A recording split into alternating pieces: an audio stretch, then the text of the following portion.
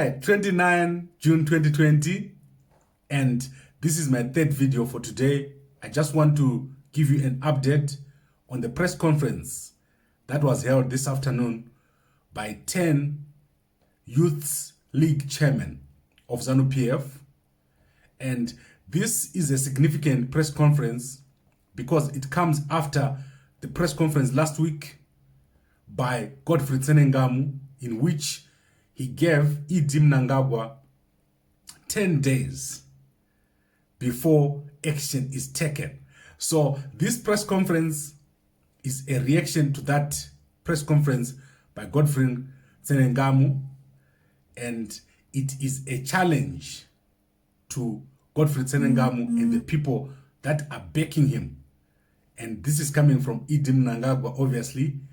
He is saying to these people, do what you want to do, but I'm not backing down.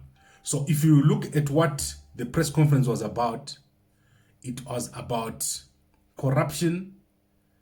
The 10 youths, the youth chairpersons were saying they're supporting Mnangagwa, they're supporting his family, they're not going to allow Mnangagwa to be criticized in public.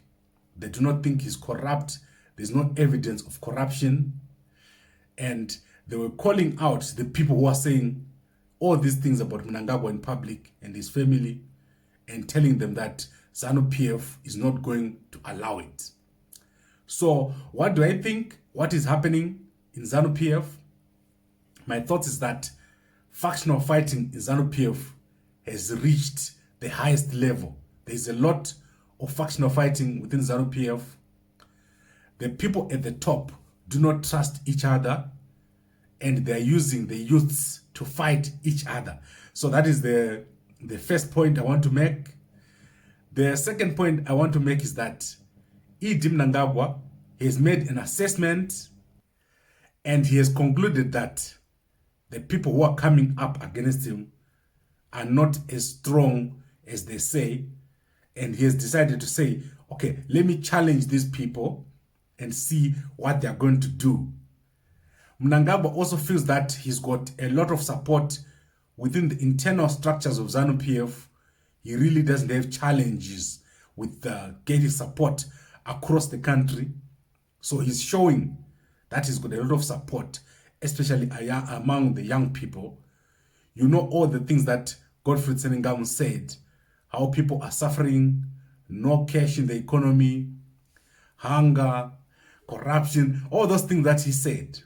Regardless, the youth that came out today said Mnangagwa's plans are working, his vision 2030 is working. So it means Mnangagwa is looking beyond even 2023, he's looking up to 2030. So this is what these guys are telling whoever is backing Godfrey Tsenengamu, that Mnangagwa is looking at 2030. He's not looking at 2023. He's not looking in 10 days' time to step down. So if these guys, in fact, what I think is that they made a mistake by giving Mnangagwa 10 days. If you really wanted to act, you won't tell Mnangagwa, I'm coming after 10 days, because you lose the element of surprise. So Mnangagwa is saying, you guys are bluffing, and there's nothing that you're going to do. Do what you have to do what you want to do. So if General Chiwenga is behind the whole Godfrey Tsenengamu threats, or if G40 is behind Godfrey Tsenengamu, I think they've got a challenge on their hands. Mnangagwa is saying through the press conference that was held today, bring it on, I'm ready. And I do not think Mnangagwa is someone that you can just take lightly. You cannot just threaten Mnangagwa like that and hope that he will just be scared and step down. So as expected, Mnangagwa has not responded with fear to the press conference that was issued last week by Godfrey Tsenengamu, or whoever is behind. He has also not shown any fear even to all the rumors that have been going around that there's going to be a coup or that someone is going to come after him. Mnangagwa is feeling stable. He's feeling strong in his position. And he's saying, okay, let's see what you guys can do. So the only way that whoever wants to remove Mnangagwa can remove him is to get people onto the street to make the country so ungovernable because of so many people on the street, not by a few threats, a few press conferences here and there. That will not work. As you can see, Mnangagwa can organize an even bigger press conference than the guys who organized the one last week. So we're in for some very interesting times. You saw there's a lot of people coming out to speak. And in ZANU-PF, when you see that happening, someone is just about to get into trouble, and someone big.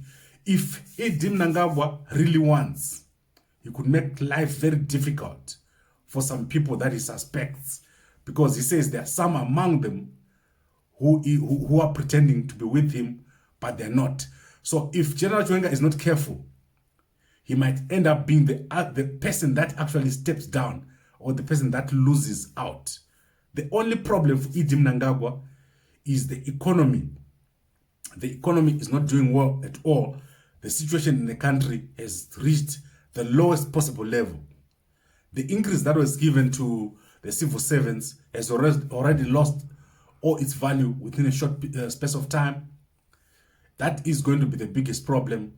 So if the guys who are up against Mnangagwa can bring the economy down further and continue to talk about corruption among his children, then Mnangagwa can be in trouble. But I do not think at the moment Mnangagwa is feeling any heat. He's sleeping very, very peacefully. He's showing that he does not care about all these press conferences, all these threats that are out there. So, very interesting press conference. The opposite factions in ZANU-PF using the youths to fight their battles and to make their press statements without them appearing. So Mnangagwa using the 10 provinces, chairpersons, and probably General Chiwenga using Godfrey Tsenengamu, and backed by the G40 guys. Today was 29 June, and nothing happened.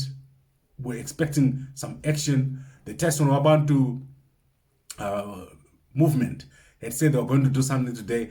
Nothing happened. So Mnangagwa looking very, very strong and saying to the Zimbabweans, I'm going to be here until 2030. Right, thank you very much for watching.